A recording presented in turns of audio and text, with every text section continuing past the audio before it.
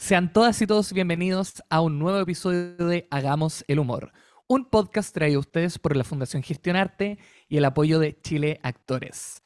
El día de hoy contamos con un invitado muy especial, así que sin mayor preámbulo le daremos la bienvenida a esta sala virtual al señor Oscar Gangas. Oscar, ¿cómo Hola, ¿cómo estás? estás, Nicolás? Un gusto de saludarlo y ser parte de este proyecto. Siempre es interesante que se abran nuevas plataformas y donde podamos expresarnos. Yo hace poco vengo saliendo de un programa que hicimos con Luis Slimin, que mucha gente recordará que estuvo en Olmué con un gran éxito este verano. Así es. Y hicimos Entre Broma y Broma, un programa que es súper relajado en realidad, y al cual han invitado a grandes artistas. Yo tuve la, la, la osadía de llamar a Luis El Lima, a hacerme el invitado. Eso suele ocurrir también, po. Cuando uno ve que hay una plataforma interesante y llevamos 185.000 visitas, así que imagínate, más encima hay un reel en Instagram que está dando vueltas por ahí que tiene como 2,5 millones de visualizaciones que le llaman. Hay una Claro. diferencia entre visitas y visualizaciones, que son 20 segundos, 30 segundos. Así que sí, pues, sí, es la nueva televisión esto, po. Sí, no, totalmente. Además, como bien mencionaste, entre broma y broma, cada vez hay más espacios de conversación en torno al humor y la comedia, porque el humor, por mucho que para muchas personas es como la pura risa, hay que tomárselo en serio. Y tú eres una persona que prácticamente ha hecho una vida entera tomándose en serio el humor. Y por lo mismo me Sí, gustaría ir a tus orígenes, porque hasta donde tengo entendido, tú saliste de una escuela de San Miguel sí, como electromecánico. ¿Es así? sí, yo estudié en la Escuela Industrial de San Miguel, que es como, bueno, era señera, ahora pasó a las manos privadas, obviamente, y perdí un poco la mística que tenía esa. Estaba en una, mira, te voy a contar un poquito la historia. Yo me crié prácticamente en la granja de niño, hasta los 10 años. A los 11 años nos fuimos con mis papás y mi mamá porque se fueron a cuidar un colegio que curiosamente era la antigua Escuela Industrial de San Miguel, que estaba en Berlín con Chiloé, ahí en Parader 9, Gran Avenida. Y ellos compraron en el año 60 una fábrica de jabones que había en Departamental con Juan Griego, y ahí se instalaron las dependencias de la Escuela Industrial de San Miguel, que tenía 4 especialidades: máquinas y herramientas, mecánica, electromecánica, soldadura, serie de especialidades y electromecánica, un poco impulsado porque mi papá era electricista. Mi hermano estudiaba electromecánica también en la Escuela Industrial Las Nieves en Puente Alto, y por una cosa familiar nos involucramos en el tema de la. Y obviamente yo utilizaba los salones del colegio, que eran muy amplios y muy adecuados para hacer actos. Entonces yo empecé a desarrollar, bueno, lo traía desde niño en realidad, desde pequeño, y empecé a desarrollar que la forma de estar arriba del escenario presente, y estaba en todos los actos los días lunes. Yo era el locutor oficial de todos los cursos, o sea, me llamaban de otros cursos que tenían su acto el día lunes para que yo lo indujera en la entrada. Entonces esto me desarrolló obviamente también en el colegio donde cuidaba a mi mamá y mi papá, colegio. También había un salón de actos y yo también aprovechaba ese escenario y hacía mi obra solo y leía y declamaba, que me gusta mucho por lo demás. Yo declamaba cosas de los moros en ese tiempo, de Óscar Castro, en un homenaje que le hicieron los Cuatro de Chile. Así es que siempre estuve ligado como a la cosa artística que estaba en mí, porque mi papá, tengo entendido, después me enteré con los años que mi mamá lo había conocido en el teatro de Chillán, po. Mi papá Mira qué tenía un lindo. poco el espíritu desde niño, desde joven. Y lo supe después, que mi papá falleció cuando yo era muy chico. Yo tenía 11 años, 12 años, más o menos de la época que estoy hablando. Él llegó al colegio con mi mamá a cuidar el colegio y al tiempito falleció. Entonces quedó mi mamá sola a cargo, a cargo de ese tremendo colegio. O sea, teníamos a disposición un tremendo colegio para nosotros, porque los veranos, tú recuerdas que antiguamente se salía en diciembre, los primeros días de diciembre, y se volvía en marzo al colegio. Entonces eran 3 meses que el colegio era para nosotros, absolutamente, la biblioteca, el salón de actos, el piano que había, porque había un piano antiguo. Todas esas cosas como que me despertaron en mí el afán. Creo que te resumió prácticamente todo lo que fue mi infancia.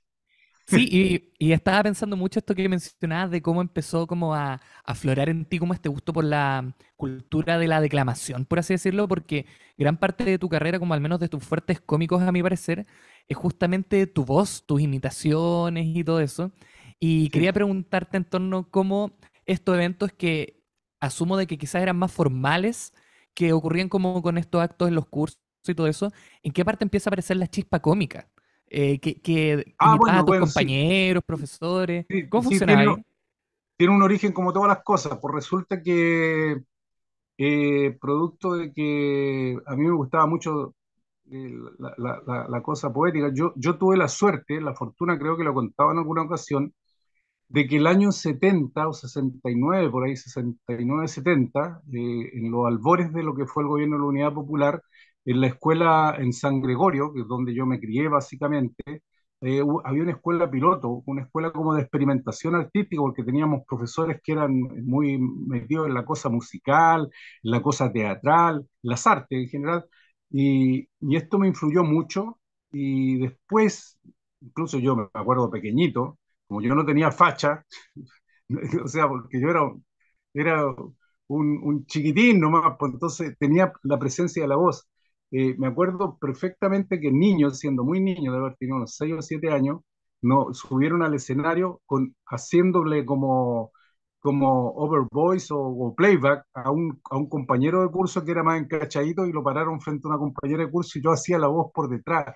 Madre, madre, tú me besas, pero yo te beso más, como el agua a los cristales caen mis besos a tu faz. Te he querido tanto y tanto que de mí cubierta estás, madre, madre, tú me besas, pero yo te beso más. Es un poema de Gabriela Mistral que yo lo recité a los 6 7 años, pero sin mi presencia. Era otro compañero el que hacía el Claro, mono, y yo le hacía la voz por detrás, porque siempre tuve como un timbre más o menos destacado de niño. Me gustaba mucho el inglés también, me gustaba mucho los Beatles, me gustaba mucho el idioma. De hecho, estoy en el curso que hace Chile Actores de inglés. Y, y porque siempre tuve inquietudes por ese lado. Como te digo, también tenía acceso a la biblioteca en el colegio donde cuidaba a mi mamá, tenía la facilidad de mi hermano. Mi papá, una de las primeras adquisiciones que tuvo dentro de su pobreza fue una radio. Escuchábamos los radioteatros en esos años 60, 65, 66, imagínate en ese tiempo, y además se hizo de un tocadisco. Entonces nosotros teníamos el privilegio de tener tocadisco y radio, que era lo único que teníamos en realidad, nuestra única riqueza. Así es que viví rodeado. Mi papá tenía como decía Serrat por ahí, tenía un mueblecillo que él pretenciosamente llamaba la biblioteca, que era una porquería de mueble, pero con hartos libros, yo me acuerdo, espadas y cimitarra. eh, Teníamos libros de Frank Jerby, de Cronin. Entonces la Buena Tierra, qué sé yo, todos los libros yo los leía a los 7 8 años, pues. Entonces tuve siempre acceso como a la cultura por una obligación prácticamente de alternativa, porque en el fondo no teníamos más medios que leer, que entretenernos, que escuchar música. No sé si me explico, teníamos como sí. ese era nuestro entorno, no había más entretención. En ese tiempo jugábamos al ping-pong en el suelo, ni siquiera teníamos la pretensión de tener una mesa de ping-pong. Jugábamos en el suelo. Mi papá trabajó en la construcción mucho tiempo, él era electricista, como te contaba, y él llevaba restos de cholguán y nos hacía unas paletas, qué sé yo. Entonces tuvimos siempre ese entorno así como artístico. Bueno, 8 hermanos, imagínate, pues, cuántas cosas no ocurrirían. Era como la tribu Brady o Claro, la claro. familia Patrick, para que tú te hagas una idea. 4 hermanas y 4 hermanos. Entonces habían diversas situaciones, de repente los pololos de mi hermana que llegaban a la casa, que había una pequeña tragedia por aquí, un hecho por allá, y toda esta observación a mí me hizo después derivar hacia el humor, porque yo pertenecía a un grupo de teatro aficionado en San Miguel, y producto de que las giras entre comillas que hacíamos, íbamos a lugares cercanos, por aquí, por San Bernardo, íbamos a Buin, llegamos hasta Talca, qué sé yo, pero en una micro, y esto ya fue más grande, ya como a los 16 años, y yo empecé a desarrollar esta habilidad de imitar voces. Si le imitaba al que nos llevaba, al chofer, le imitaba a los profesores del colegio, empecé a desarrollar esa gracia. que yo la encuentro como que es mal vista en realidad andar limitando a los demás, como dicen los papás, remedando. Mire que anda remedando usted al vecino, remedándole. Dice. Entonces yo desarrollé esa gracia. Y ahí, por ejemplo, me llama la atención esto de el grupo teatral en el que estabas inserto. ¿Qué trabajaban en ese grupo? ¿Eran como Nosotros, improvisaciones? mira, es que era un grupo que pertenecía al magisterio. Ya, En el fondo eran los profesores de San Miguel que crearon un grupo folclórico y anexo un grupo de teatro que lo dirigía Hernán Quintanilla, que fue autor de Manuel Rodríguez.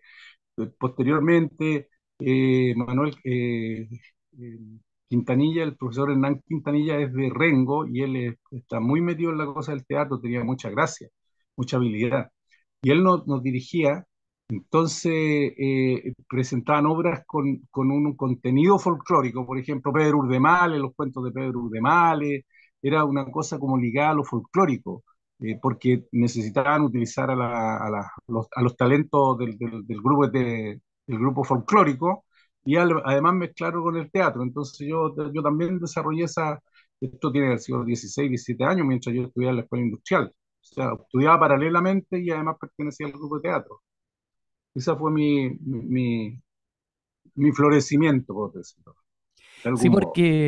porque después, a los 21 es cuando llegas a cuánto vale el show, ¿cierto? Sí, sí, exactamente. Fui al, mira, yo experimenté hartas cosas. Primero fui de relator deportivo. Me aprendí Ah, perfecto. el año 82, para ser exactos. Sí, el año 82, porque recuerda que Chile participó en España, el famoso penal fallido de Carlos Caselli, Sí, famoso, po, así es. el 82. Entonces se supone que se supone que Chile iba a llegar a las finales en un partido con Alemania. Imagínate, pues, según mi visión.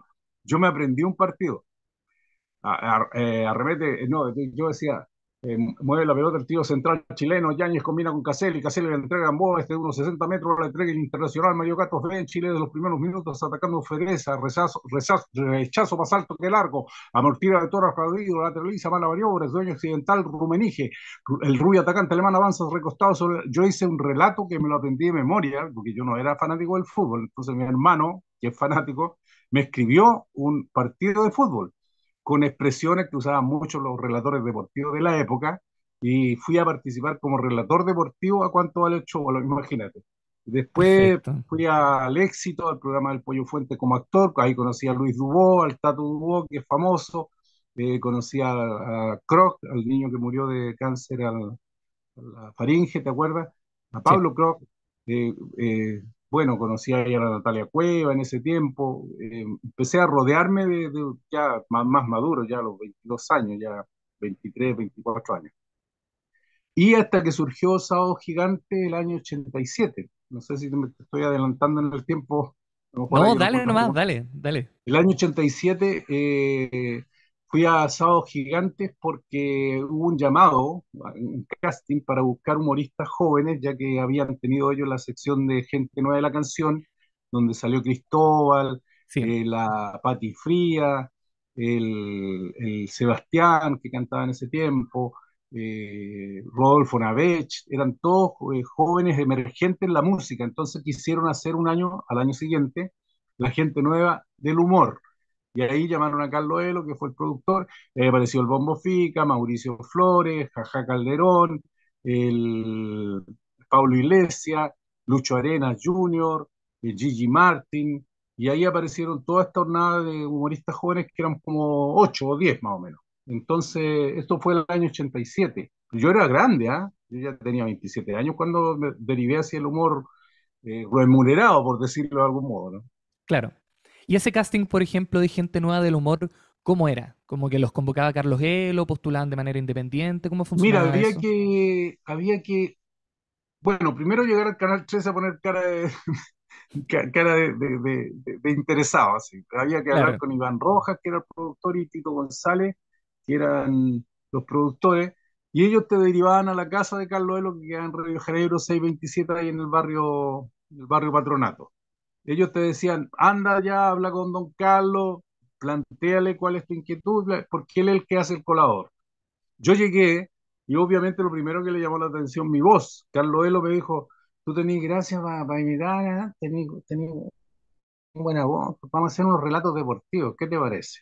Y me pasó un texto de Miguel Gila, de un español, que hacía un relato de una operación del riñón, un acontecimiento científico relatado por un relator deportivo, o sea, ahí estaba el juego.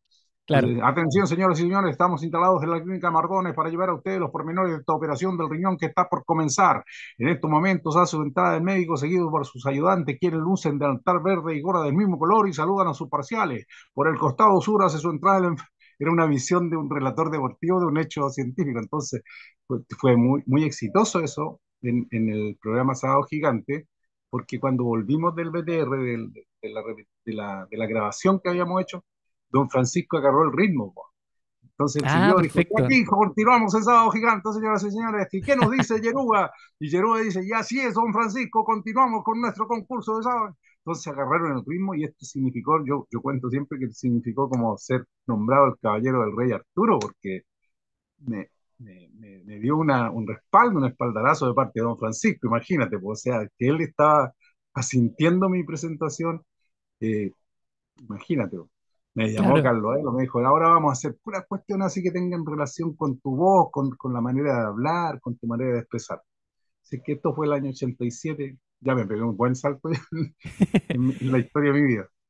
Pero estaba pensando esto mismo que mencionabas de que, claro, uno tenía que llegar en ese entonces a la tele así como con toda la predisposición del mundo y de ahí te iban derivando en este caso, por ejemplo, donde Carlos Elo, a su casa. Sí, Y me hace pensar un poco comparativamente hablando en cómo es para los comediantes de ahora que prueban suerte en bares o incluso hay muchos de que empiezan a hacer contenidos como tipo Reels en redes sociales, Instagram, TikTok, pero pensando en eso para otros comediantes que quizás no trabajaban tanto la voz o trabajaban quizás cosas más kinéticas del movimiento, ¿cómo tenían que ir acting, a claro. probar suerte? Claro, el tema del acting. ¿Cómo tenían que ir probando suerte para llegar a la telera de la misma manera? ¿Tenían que esperar convocatorias? ¿Cómo funcionaba como esa mecánica, como en la Nosotros lo comedia? que usábamos mucho eran las posibilidades que habían. El programa de éxito tenía una sección que buscaban actores, ponte tú. Que ahí también fue como te decía, conocí al Luis Dubó y al Pablo Pro. Eh, ¿Cuánto vale el show? También era una posibilidad. Claro, Entonces tú ibas, buscabas, pues tenías que ir a hacer cola y exponer lo que querías, las inquietudes eran un poquito más cómodas, digamos, las plataformas. Eran- pero era la televisión abierta, en el fondo, nuestro único recurso. Y incluso, mira, anecdóticamente yo jamás había estado en un escenario real, digamos, así como en un local, o en un ah, como teatro. bares, teatros, claro, No, no, no había estado, o sea, estaba por el lado del teatro que yo practicaba en el grupo de teatro de San Miguel, pero como claro. humorista nunca había estado en un escenario legal, po. Entonces había estado, eh, fue como mi debut en la televisión. Yo en la televisión entré, llegué y ahí tuve el gran momento, digamos. Pero después que estuve en la televisión fui a un local, así, un restaurante, fui a actuar con público y todo lo demás. Ese fue el Costa Verde, ¿no? Tengo Sí, entendido que el fue el Costa Costa Verde. Verde. Sí, el ¿Y qué, Costa qué, Verde. y qué tal esa experiencia? ¿Te acuerdas de ese día? Sí, pues sí, de hecho fue una cuestión medio traumática porque Chuta. fui, fui con Coque Patricio, con Mauricio Flores y yo, Ya, andábamos los tres, porque armábamos alianzas, con el fin de que los que tenían más experiencia un poco nos inducían, nos metían en locales, qué sé yo. Y la cuestión es que estábamos actuando y alguien gritó algo, se le gritó al Mauricio Flores algo y alguien por allá lo defendió y se armó una trifulca, pelea y un balazo y empezó a correr gente y todo lo demás, una cuestión casi traumática. Entonces, imagínate mi debut en esas condiciones, fue una claro. cuestión, fue, Acontecido.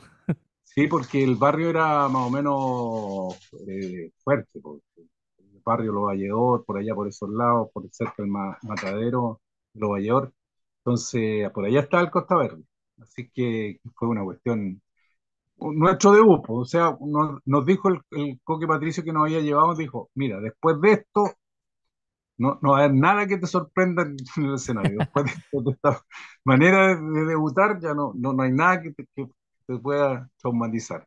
Claro. Las pifias y qué sé yo, de repente los restaurantes, que se caía algo, o habían peleas entre curados. No, nunca algo se va a parecer a esto. Así que ese fue como mi debut.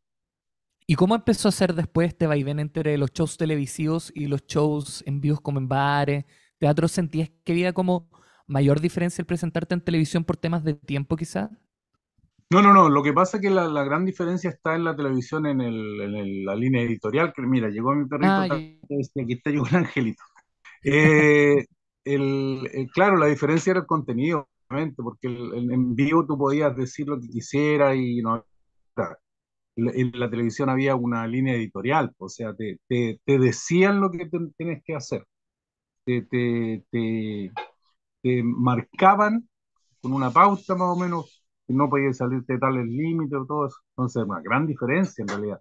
De hecho, mucha gente cuando te ve en persona, en vivo y en directo, tridimensional, que le digo yo, cuando te ven ahí en el hecho, se sorprenden, pues dicen, oye, no me imaginaba que tú tenías como ese talento, esa gracia, ese acting, esa acción, ese relajo de sentarte, de conversar. Entonces, otra cosa, la televisión es un poquito limitante en ese sentido. Y quienes pero han triunfado en la televisión, como el Bombo Fica, como el Coco Legrand, que han tenido esa suerte, es porque la transición no ha sido tan dramática. Son humoristas como de televisión y que le va bien también en vivo. claro. Pero en ese caso, lo que tú mencionabas de la línea editorial, en esos años, ¿a ti te censuraban explícitamente a veces chistes o eran temáticas que no podías tocar? ¿Cómo funcionaba el corte ahí? El corte, claro, era por temática, sí, temática, Ya, no se podía hablar del aborto, del abuso, bueno, lo que moralmente también uno se limita, pues, o sea, también tú le pones cota, también dice, no, estas cosas no se deben tocar. Había quizás más permisividad, si se puede decir la palabra, en cuanto bueno, piensa tú que antiguamente Sandy, por ejemplo, en Viña del Mar triunfó haciendo Los Gangosos, claro, el que chiste ahora de la jañaña.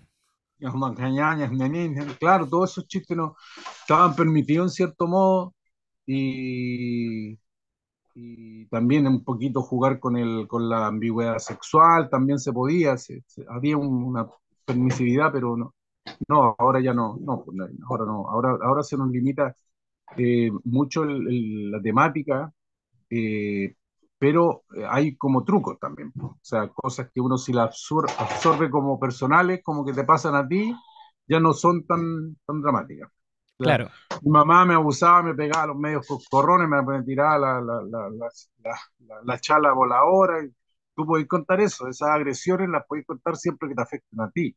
Es como el caso del Eddie Murphy, por ejemplo, que habla de los negros y porque él es negro, entonces puede llegar y decir claro, viene de lo la que quiera. experiencia. Claro, sí, pues desde el fondo de su alma. Entonces, lo mismo de los transformistas que hacen humor, la botota, qué sé yo, también, pues hablan como de temas que para nosotros como espectador serían prohibitivos Claro. o prohibidos, digo. Y Claro, sí, era pensa la temática más que nada. Aparte que los programas se grababan, tenían en una época también, de dictadura y de censura, había también una ley que grababan en desfase, le llaman diferecto. O sea, grababan el programa y a 10 minutos después lo emitían. Casi en directo, diferido, pero grababan el programa y lo empezaban a emitir con cosa de darle 10 minutos al editor para ver si había que censurar algo, o cortarlo, sacarlo simplemente. Entonces existía, imagínate el tema, no me acordaba la palabra, diferecto. estaba pensando en las personas que tú habías mencionado que habían salido como de esta escuela del humor televisivo y mencionaste a Jaja Calderón, por ejemplo.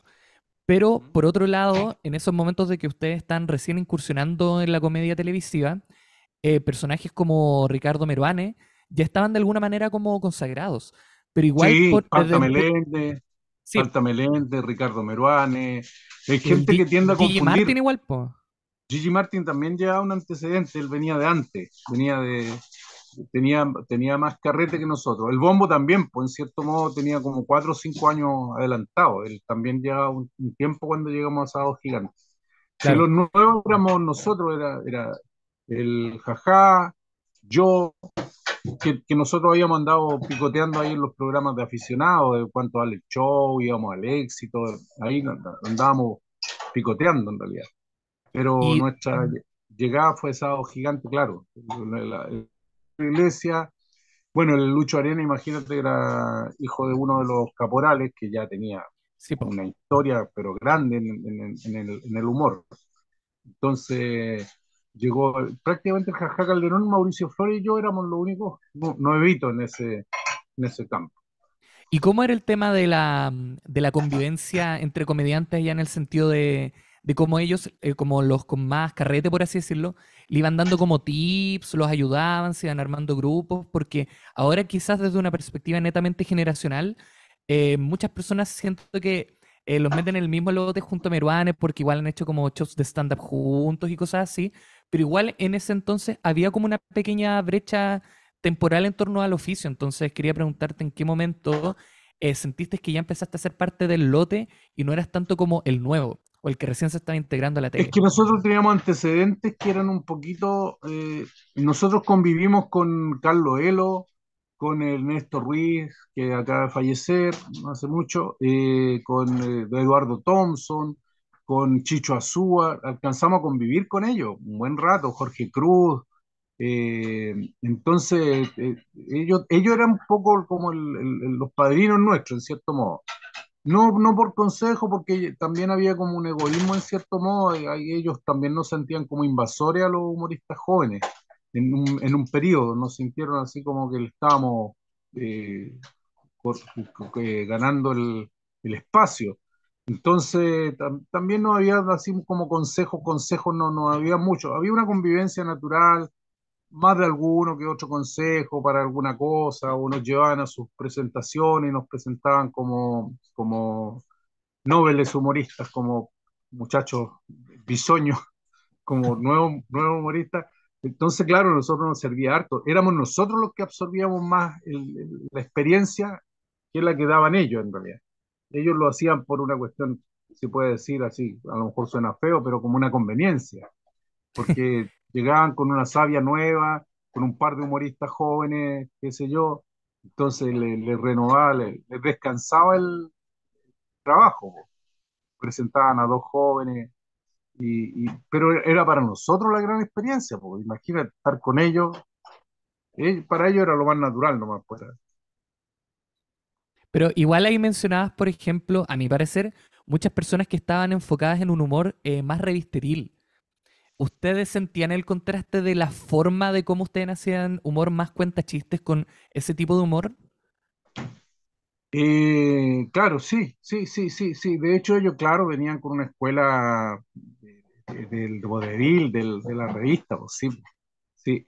Nosotros también un poquito incursionábamos en el tema, bueno, en el lenguaje básicamente, a pesar de que era muy respetuoso en ese tiempo el lenguaje de ellos, ¿ah? No eran groseros, no, no, no, no hablaban. Pues yo he visto ahora a los cabros estandaperos, los jóvenes estandaperos, y ahora hablan sin ninguna censura de todo, Sí. de todo, no hay una restricción al respecto. En ese tiempo había una restricción, sí, había un lenguaje acordado, digamos, un código aceptado por ellos y por nosotros también. Perfecto. Y hablando de códigos, quería pasar a los años 90 en tu carrera, cuando ya pasas a ser parte de la locomotora en la radioactiva.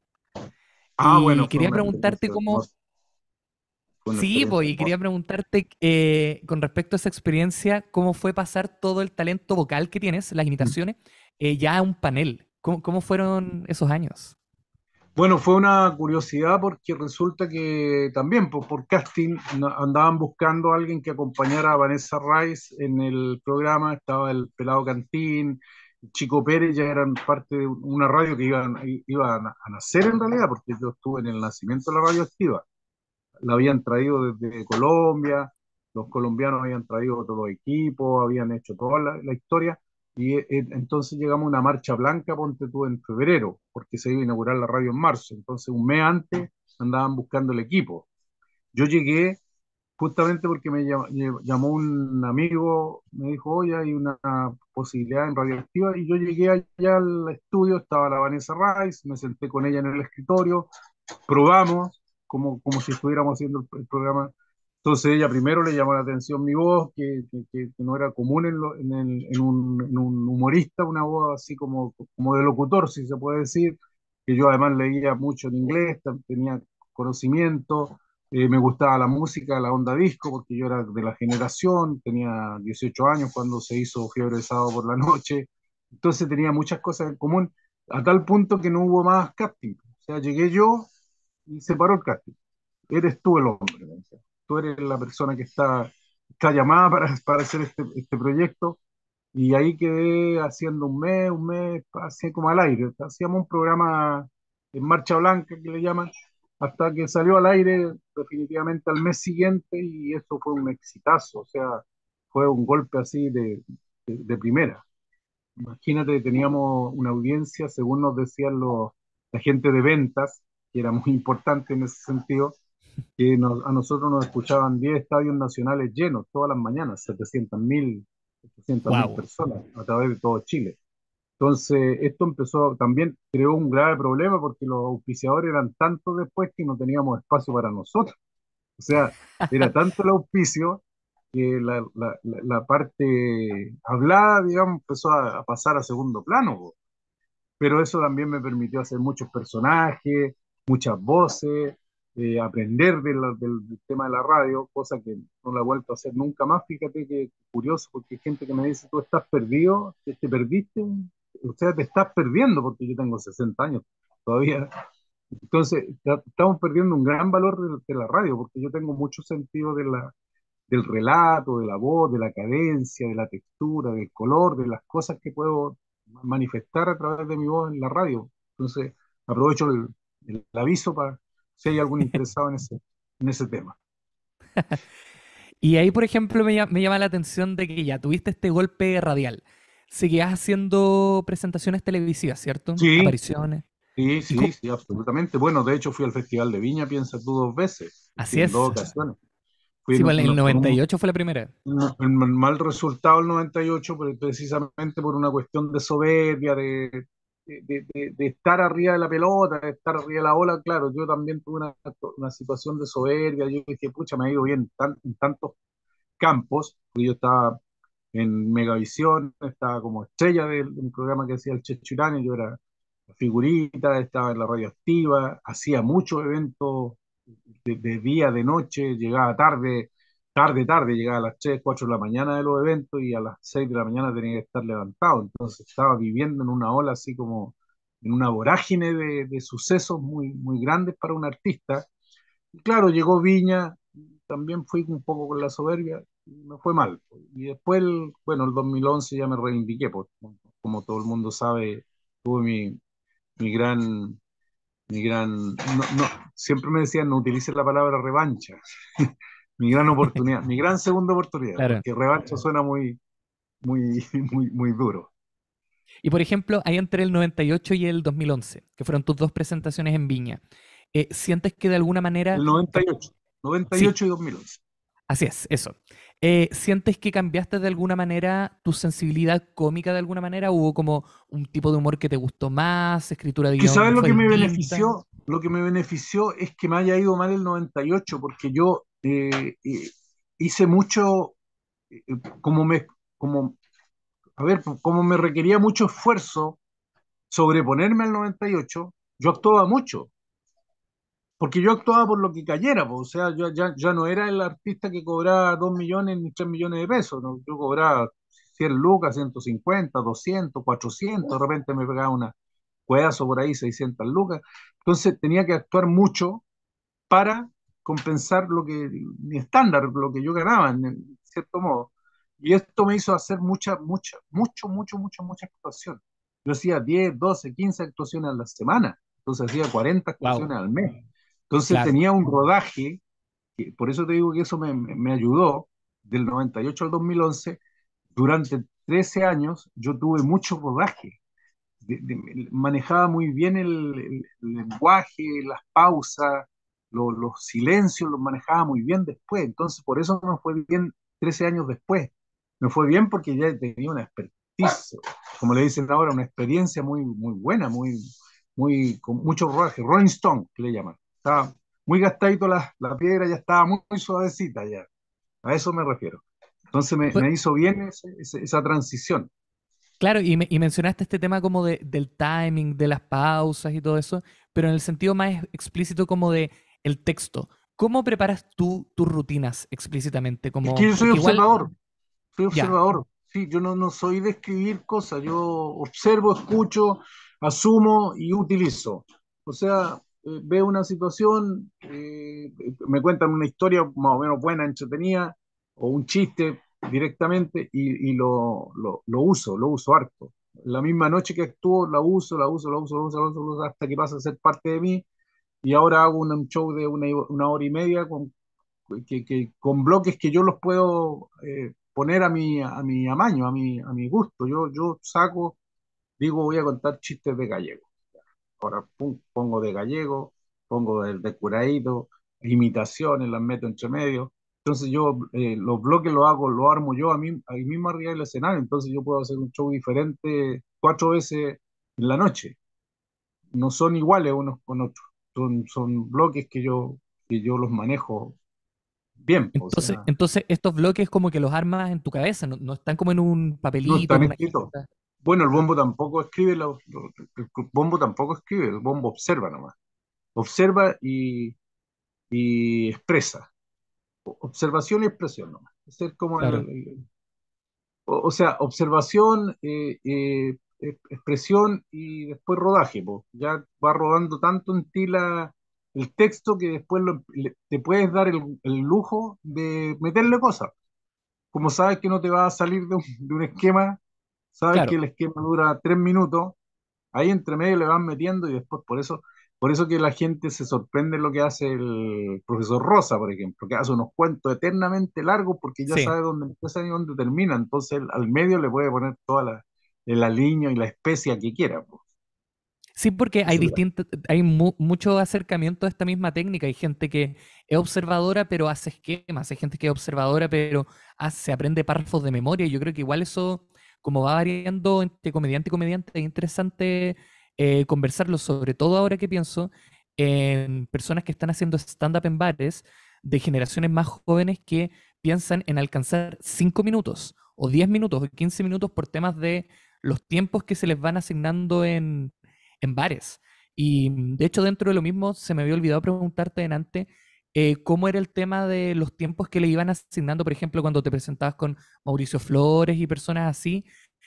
¿Iban más relajados o en verdad tenían como tiempos más acotados al presentarse en Bueno, hay bares y hechos, hay teatros? hechos así que han sido incómodos incluso, mira, te cuento otra anécdota. Una vez fui Ya. a la Plaza San Enrique y tenía que actuar 5 minutos. 45 minutos era mi actuación y llego a un local y cuando llego la persona, el encargado de la administración de la Plaza San Enrique me dice, oye, Oscar, me dice, mira, tú que vayas a hacer, ¿cuánto no ofreciste? Yo dije 45 minutos. Me dijo, ya, pues mira, hagamos lo siguiente, actúa 15 minutos en la tanquería, 15 minutos en la discoteca y 15 minutos en el restaurante. Mira, me lo dividís por tres, los mismos 45 minutos. Y yo me da como un ataque de risa y le digo, no, pues viejo, si lo que cuesta en el escenario es empezar, lo demás es yapa. Si lo que cuesta es iniciar el cuento, es saludar a la gente, involucrarla en un cuento. Entonces tú me estás hablando de tres actuaciones. No me estás hablando de 15 minutos, 15 minutos, 15 minutos. Estás hablándome de tres actuaciones que yo tengo que partir, ver, percibir cómo está la gente, cómo anda el ánimo, cómo se presenta el panorama, si hay garzones que se crucen, si el sonido anda bien, si la luz está donde debe estar. Eso me significa 3 veces empezar. Ah, me tenía que hablar, y si, chao, chao, chao, y se terminó, y me fui, y me fui. dijo, claro, sí, era fácil, pues así, 15 aquí, 15 acá, 15 allá. Entonces, eso te refleja un poco lo que significa empezar. Si después ya, papo. Entonces uno se empieza a entusiasmar, se empieza a entusiasmar, o sea, uno empieza, parte, ve que la gente está recibiendo mensajes, la, la historia ya está disfrutando. Y eso me pasó en el circo esta vez con el Bosmo, me pasó eso. Que yo Claro. me agarré, oye, 1.400, 1.600 personas, un aforo tan interesante y tan simpático y tan bienvenido. Bueno, tanto fue así esa actuación del circo que después el Bombo se compró un circo y él empezó a hacer circo, en carpa. Compró una carpa, la importó de Estados Unidos, espectacular y todo. Y después al pueblo y le gustó tanto el tema del circo que me enganchó. Porque hacen los atletas de la risa también en las carpas. Claro. Genial. Bueno, de Estuvo un parte poco de serio, Chile ¿no? Actores, Estuvo ah, un poco serio. no. Estuvo, no, estuvo genial, te sacaste buenos datos, muy buenas anécdotas. No, en verdad te agradezco muchísima la conversación y a la vez muchísimas gracias a todas las personas que escucharon esta edición de Hagamos el Humor, porque vaya que se hizo el humor en esta jornada. Así que nuevamente gracias, Oscar, por ser parte de esto y gracias a Chile Actores y Gestionarte por justamente gestionar esta entrevista. Así que nada, no me queda más que invitarles a seguir escuchando este programa y estén atentos a las próximas presentaciones de Oscar. Un abrazo, Gracias a Oscar. ti, Cuídate Nicolás. mucho.